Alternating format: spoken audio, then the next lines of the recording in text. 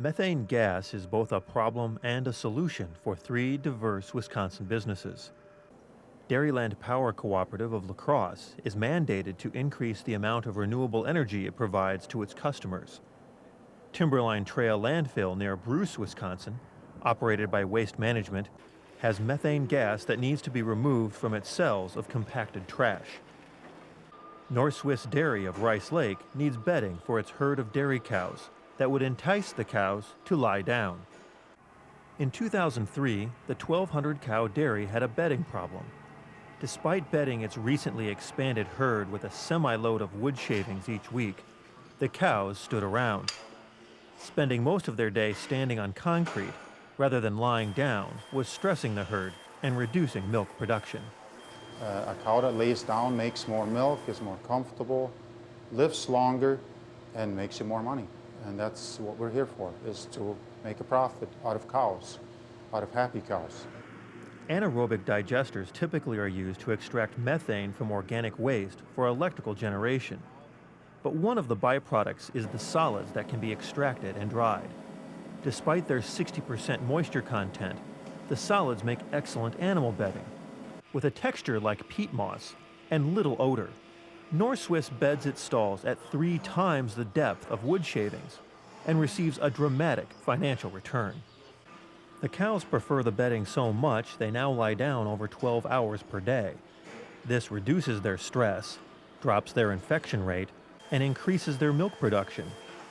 It has also dropped the cull rate 25%, meaning that some heifers born to the herd can be sold for cash rather than being put into milk production.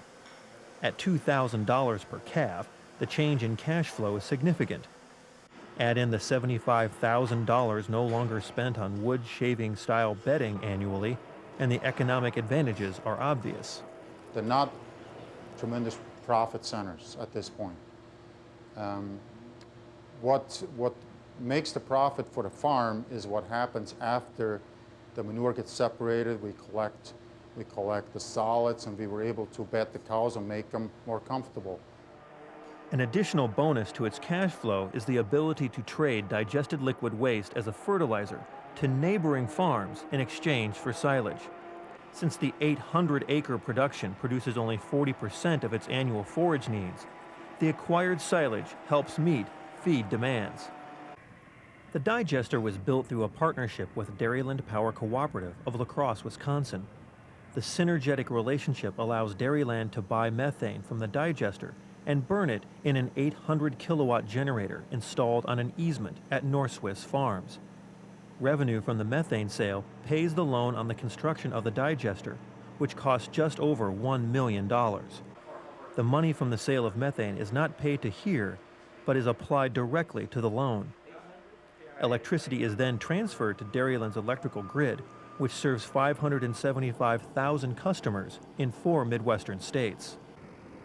30 miles away in Bruce, another methane generation project is preparing to expand. At the Timberline Trails landfill, 3,200 kilowatts of electrical energy are being generated using methane gathered from this 50-acre landfill. Perforated pipes penetrate the pile of trash, drawing out enough methane to power nearly 3,000 homes. We take the gas off the hill, which is a greenhouse gas, and we turn power out of it, that's the biggest thing. We produce electricity for the grid. The Timberline facility is composed of individual cells which can generate methane at a steady rate for up to 15 years after being closed. This facility has a methane production life of over 40 years. For Dairyland, the steady methane production of North Swiss and Timberline are attractive features. Company officials claim a steady supply of methane from a digester or landfill eases the load on coal or gas-fired energy plants, allowing the utility to meet peak energy demand.